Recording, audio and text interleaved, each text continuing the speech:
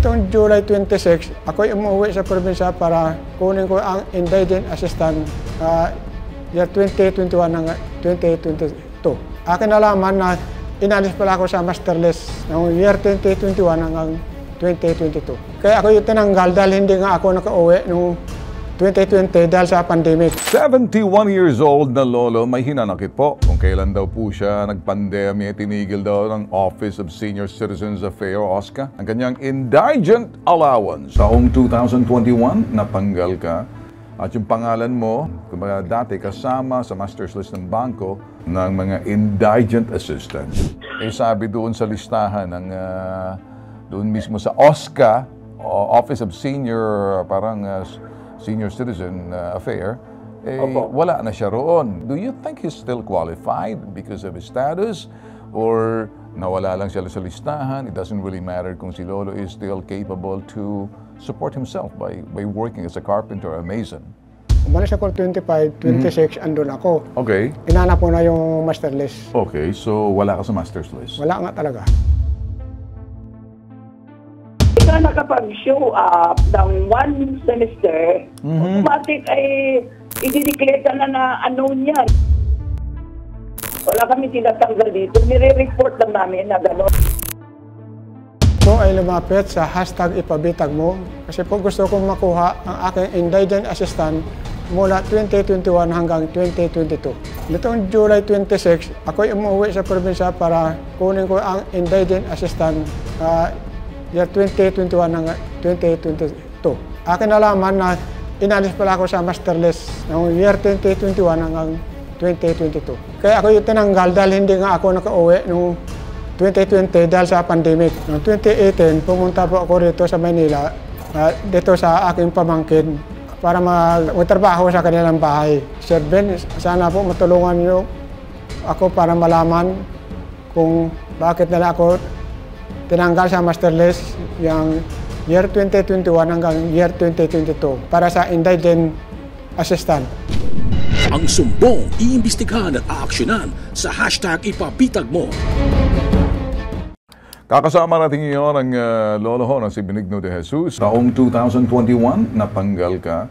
At yung pangalan mo ay kumbaga dati kasama sa master's list ng bangko ng mga indigent assistant. Hindi kayo nakauwi dito kayo na sa Manila kasi inabot kayo ng COVID lockdown. Yes, sir. Okay. Pero nung mga taong tumatanggap kayo ng indigent assistance? Opo, sir. Ako mismo ang kumukuha noon. Dahil umuwi ako noon pag oras nga ako. Dahil pumunta ko dito, sir, mga... Anong year? 2018. 2018. So, noong 2018, nakakatanggap kayo ng indigent assistance sa OSCA, sa Romblon. Yes, sir. Tuloy-tuloy yun. Tuloy-tuloy, sir. Tapos may card ka naman, tama? Yes, sir. Alright. Bakit ka pumunta ng Maynila? Anong ginawa mo rito? Gumagawa nga na ng bahay. Nakita ko nga, tindi mo sa edad mo niyan, talagang matibay ka pa. Nakikita ko sa taas ka ng bubungan. Ngayon, inabot ka ng lockdown, natigil yung sinasabing indigent assistance mo sa Romblon kasi nandito ka sa Maynila at inabot ka ng 2020. Kailan kayo nakauwi sa Romblon? Umalis ako 25, 26, andun ako. Okay. Itong July. Okay. Ano pong sinabi sa inyo nung bumalik po kayo na itong July 25, 2023, taong kasalukuyan? Inanap ko na yung master list. Okay, so wala ka sa master's list? Wala nga talaga. Okay, so hindi ka nakasama sa master's list. Ano sinabi sa inyo sa Romblon kung bakit wala na kayo? Bakit na yung tinanggal? Ano daw ang sagot nila? Wala ka rito. Paano nga makauwi? Dahil wala ka rito. Sabi, wala ka roon dahil sa Maynila ka na. 2020, 19, 20, 21, 22, 23. Sa Maynila na kayo dahil nag-lockdown. Tama? At umuwi na lang kayo nitong July. The Chairman ng National Commission on Senior Citizens, si Attorney Franklin Quijano, sa linya ng telepono. Attorney, medyo may problema po ata dito si Lolo na siya po'y dati kasama po dun sa sinasabing indigent assistance for senior citizen. Noong 2019, pumunta siya ng Maynila, naipit siya sa lockdown at during those times, 19, nagtatrabaho rin siya, malakas pa naman daw si Lolo. At bumalik siya ng Romblon para hanapin yung pangalan niya sa master's list, tinanggal na raw noong 2023. Ano pong dahilan nakikita ninyo, Attorney Franklin Quijano, sir? Sir Ben, ang DSWD pa po ang namamahagi sa social pension. I think yung regional office, which is Region 4B ng DSWD, ay may pwedeng explanation na magawa nito. Alright. Sa ngayon, kung may reklamo si Lolo, papasulat natin yan at dadalhin natin sa regional office ng Region 4B. So, in short, na wala siya na matagal, 8, 19, 20, 21, 22, and then nabahala na siya nung nawala yung pangalan niya sa listahan kasi siguro dapat kinakailan mag-clear ka sa barangay doon sa listahan na yun in order to barangay to certify that you're indeed nandoon pa rin or sa DSWD na nandoon pa rin siya sa Romblon. In this case, nasa Maynila siya. At bumalik siya roon sa Romblon para ayusin, sabi doon sa listahan ng doon mismo sa OSCA, Office of Senior, Senior Citizen Affair, wala na siya roon. Do you think he's still qualified because of his status? Or nawala lang siya sa listahan? It doesn't really matter kung si Lolo is still capable to support himself by working as a carpenter or a mason. Hindi naman tama na mag-conclude na nawala siya kasi there has to be some explanation bakit wala siya doon. Di ba? Yeah. Kung COVID ang explanation, Sir Ben, I think it is perfectly acceptable to say na nag-COVID kasi kaya wala ako sa lugar at nasa Maynila ako. Sige, attorney, medyo maganda pong paliwanag ninyo. Nag-go-worry lang po kasi. Is he still qualified on that? Kasi indigent means talagang walang-wala. Is that the definition of indigent? Or he's no longer indigent because he can support himself as earning 800 pesos per day sa kanyang pagiging mason? Sir Ben, I think that it falls within the purview of the SWD's criteria sa ngayon. So nakikita ko naman, yung kind of employment, if it is not permanent, at yung kind of employment is, kung may mga oras na unemployed siya, maybe there should be some consideration. Alright. Sir, nasagot nyo na lang po, at least kahit na papano, nandoon po yung sinasabing you're being positive in support dito kay Lolo Benigno. Ako po'y natatakot, baka sabihin na he can afford himself or may mga anak na kayang suportahan, which nakikita ko sa ibang mga OSCA members na hindi po sila pumapasa kasi meron daw mga anak pa na sumusuporta dito sa NCR mismo. Gagawin po namin, ang magagawa namin ay forward po siya to find out exactly what the situations kasi baka nagkaroon ng mga pagbabago sa mga listahan. So only DSWD can answer that. Nagpapasalamat po kami, attorney, sa ginawa po ninyo, Attorney Quijano, chairman ng NCSC. Sir. Well, nasagot nyo, attorney. Attorney, maraming salamat sa inyong na kasagutan nyo. Mabuhay po kayo, sir. Looking forward to still be talking to you one of these days. Okay? Thank you again, ha? God bless. All right, God bless. Okay, ngayon, tingnan natin muna dito para sagutin naman. Baka masagot naman to ni itong OSCA head ng Santa Fe Romblon para sagutin kung bakit natanggal si Lolo Benigno sa Master's List. Si Leticia Fernando, ma'am. O sige, Aling Leticia, kumusta po kayo, ma'am Leticia? Ay, with the awa ng Panginoon ay hindi dihat pa rin po, sir. Okay, thank you. Anything I can serve. Okay, sige, ma'am. Thank you so much, ma'am, pagtanggap mo ng tawag natin. Ma'am, ito lang po tatanong namin sa issue ho nitong si Lolo na nandito po sa amin, Benigno de Jesus, na nawala daw po siya sa listahan ng mga, ito indigent list, listahan ng OSCA dyan sa Romblon, si Benigno de Jesus. Hindi niya na-claim, kaya bakante ang kanyang payroll, walang sign. Okay. Naman kasi nagpunta dito sa office para mag-asikaso ng kanyang mga pangangailangan. Kasi nahihirapan din sila mag-locate kung saan. Kaya nga nung magkita kami nung 28 na nagpunta dito, yun, nagkaroon na kami ng dialogue. Gusto niya makuha yung kanyang pensyon na matagal na niyang hindi natatanggap kasi parang lumalabas, hindi na siya nakakatanggap. Pero mas maganda siguro, ma'am, eto si Lolo Benigno, kausapin mo na nga si Aling Leticia, si Ma'am Leticia. Ma'am, Ted. Yes. Ay, sabi niyo, Akala ko, kumpleto na yung ating pinag-usapan. Di ba yung pinag-usapan natin na na ikaw ay magta-transfer na. At sinabi ko sa iyo na yung iyong support ng 2022 ay hindi talaga na-claim. Kasi bakante sa payroll, walang signature.